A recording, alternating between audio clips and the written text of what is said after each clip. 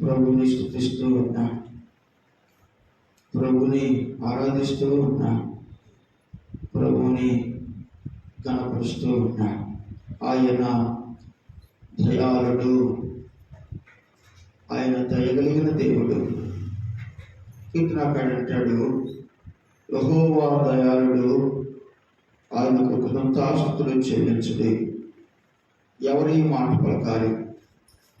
ఎవరు ఆయన ఆరాధించాలి అంటే, నలుదిక్కుల నుంచి సమకూర్చబడిన వారు, విరోధి చేతిలో నుంచి విమోచించబడిన వారు ఆ మాట పలుకుతారట. విమోచించబడిన వారు, సమకూర్చబడిన వారు, ఆయన ద్వారా, దేవుని ద్వారా విమోచించబడిన వారు ప్రభువుని స్తుతిస్తూ ఉన్నారు.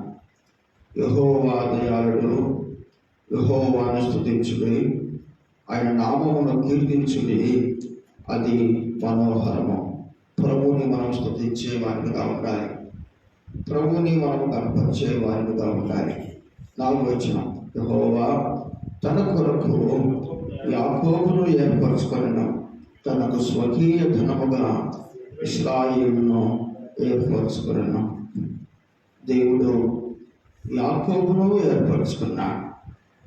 పారిపోతున్న యాకోబు, పాడైపోయిన యాకోబు, చెడిపోయిన యాకోబు, దేవుడే ప్రేమించిన, తన తండ్రిని మోసగించిన, లేక అన్నగారి ద్వారా లేక తండ్రి వలన ఆశీర్వాదం పొందడానికి తనలో తాను ఆలోచించుకున్నవాడు.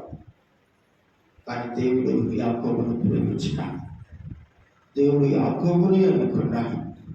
యాకోబు కంటే ఇంకా మనం చెడిపోయిన వారము, మాటల్లో, క్రియల్లో, ప్రవర్తనలో మనము పడిపోయిన వారము, పాడైపోయిన వారము, దేవునికి దూరంగా నడిచిన వారు, దేవుణ్ణి ఎరుగని వారు ఉన్నా, అయినా దేవుడు మనం ఎన్నుకున్నా. ప్రేమ కలిగిన దేవుడు మనందరి దోషముల కొరకై, మనందరి పాపముల కొరకై తను తాను అప్పగించుకోవడానికి పరలోకమును విడిచిపెట్టి పశువుల పాపల కొరలో పెట్టబడ్డాడు. ఆయన భూమికి ఆకాశానికి మధ్యన శిలువ మ్రానుపై ఆయన తన ప్రాణం పెట్టిన, ఆయన మరణించినాడు, ఆయన సమాధి చేయబడ్డాడు, ఆయన మరణాన్ని చేయించిన, ఆయన పరమ తండ్రి ఎదుకు వెళ్ళినాడు, ఆయన మరలా రాబోతున్నాడు. తన విశ్వాసం ఉంచిన వారు, ఆయన భయభక్తులు కలిగే వారిని తనతో ఉండకు తీసుకుని వెళ్ళడానికే రాబోతూ ఉన్నాడు. యాకోబును దేవుడు ఇశ్రాయేలుగా మార్చినాడు. యాకోబు అనగా మోసగాడు, ఇశ్రాయేలు అనగా ప్రత్యేకించబడినవాడు, ప్రతిష్ఠించబడినవాడు, రాజకుమారుడు, ఆయన కుమారుడు. యాకోబు పెనుయేలులో పశ్చాత్తాపపడ్డాడు, ప్రభు సన్నిధిని కోరుకున్నాడు, ప్రభు సహాయం కోరుకున్నాడు, దేవుణ్ణే కోరుకున్నాడు, మరి ఏమీ కోరుకోలేదు. అయ్యా నన్ను దీవించు, అయ్యా నన్ను క్షమించు, అయ్యా నన్ను పరిశుద్ధపరచు. నేను కూడా ప్రభు సన్నిధిలో ఆ ప్రార్థన చేతి బట్టి పరిశుద్ధపరచగట. ఆయన రక్తం వల్ల మనకు విడుదల దొరికింది, ఆయన రక్తం వల్ల విమోచన దొరికింది. కృప ద్వారా విశ్వాసం చేతనే రక్షించబడ్డ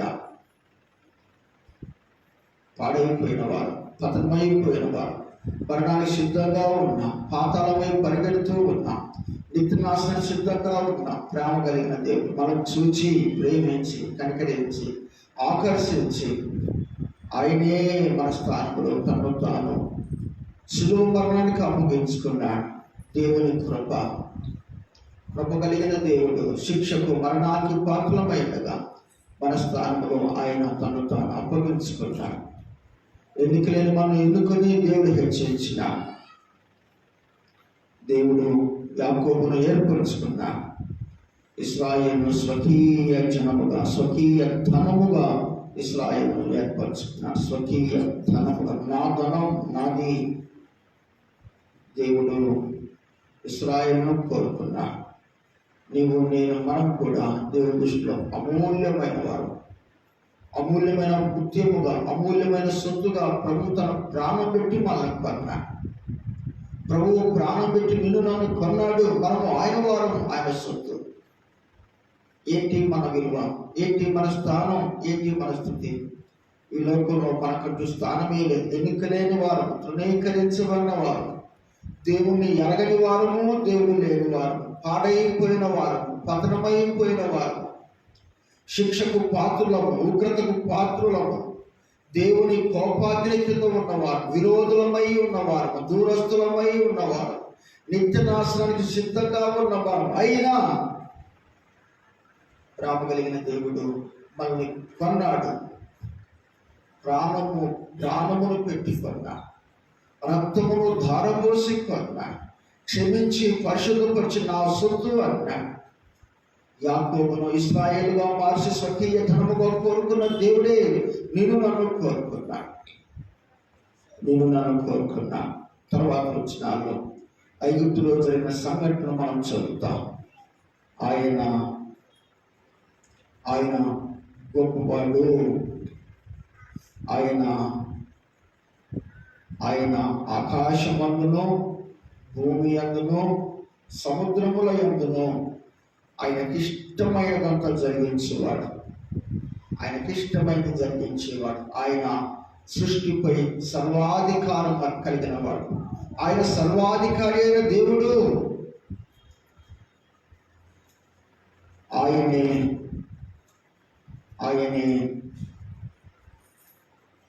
వర్షము కురిపించేవాడు. ఆయనే భూమిగతంలో నుండి ఆవిరి లేచేవాడు. ఆయనే వాన కురిగినట్లు మెరుపు పుట్టించేవాడు. ఆయనే శత్రువును నిర్మూలన చేసినవాడు. శత్రువు యొక్క గర్వమును భంగపరిచినవాడు. ఆయనే మన కొరకై శత్రువు ఎదుట సూచక్రియలు చేయవాడు. ఆయనే ఇశ్రాయేలు ప్రజలు విమోచించడానికి ఆయన ఐగుప్తులోని రాజు మొదలుపెట్టిన దాసి వరకు వారి సంతానాన్ని సంహరిస్తూ వచ్చిన. పశువులలో కూడా తొలి సంతానం సంహరితమైపోయింది. ఐగుప్తులో ఆయన అద్భుతాలు చేసిన, ఐగుప్తులో సూచక్రియలు మహత్కార్యాలు చేసిన, తన పిల్లలను విడిపించడానికి, తన పిల్లల పక్షాన తన కలిగిన బాధ్యత, తన పిల్లల పక్షాన తన కలిగిన ఉద్దేశాన్ని బయలుపరచడానికి ఐగుప్తులో ఫరో ఎదుటను, అతని ఉద్యోగస్తులు ఎదుటను సూచక్రియలు చేసిన. ఆయన బలవంతులైన శత్రువును హతము చేసిన. ఆ శత్రువు యొక్క రాజ్యమును, స్వాస్థ్యమును తన ప్రజలకు అనుగ్రహించిన. ఆయనే మన దేవుడు. మన పక్షముగా యుద్ధం చేయవాడు. ఆయనే మన పక్షముగా ఉండి మన విరోధులతో యుద్ధం చేసి వారిని నిర్మూలన చేయవాడు. ఆయనే మన విరోధుల సంపదను మనకు అనుగ్రహించేవాడు. ఆయనే దేవుని పిల్లలకు విరోధంగా లేచిన వారిని నిర్మూలన చేసి వారి సంపదను, స్వాస్థ్యమును తన పిల్లలకు దేవుడు అనుగ్రహించిన. ఆయన దయగలిగిన దేవుడు. ఆయన గొప్ప దేవుడు. ఆయన సృష్టిపై అధికారం కలిగిన దేవుడు. ఆయనకిష్టమైనది చేసే దేవుడు. ఆకాశమందు, భూమి యందు, సముద్రముల యందు ఆయనకిష్టమైనది చేసే దేవుడు. నిన్ను నన్ను తనకిష్టమైన వారిగా ఎన్నుకున్నా. సమూయేలు సౌలుతో అంటాడు, సౌలా, నువ్వు దేవుని ఆజ్ఞను గైకొనకపోతే కనుక దేవుడు తనకిష్టుడైన వ్యక్తిని కోరుకున్నాడు. తన హృదయానుసారైన వ్యక్తిని కోరుకున్నాడు. నేను ఆ క్రమంలో ఉన్నాము కనుక దేవుని ఇంట్లో ఉన్నాం. దేవుని ఆరాధించడానికి మనం సమకూర్చబడ్డాం. విమోచించబడిన ప్రజలుగా, విడిపించబడిన ప్రజలుగా మనం ప్రభు సన్నిధిలో ఉన్నాం. మన హృదయాన్ని తెరిచి ప్రభువుని ఆరాధించేద్దాం. మన హృదయాన్ని తెరిచి ప్రభువుని కనపరుద్దాం. ఆయనే గొప్ప దేవుడు. ఆయనే మన కొరకు అద్భుతాలు చేయ దేవుడు. ఆయనే గొప్ప దేవుడు. మన హృదయాన్ని తెరిచి ప్రభువుని ఆరాధన చేద్దాం.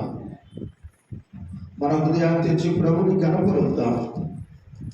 మన ప్రభువే మహాదేవుడు,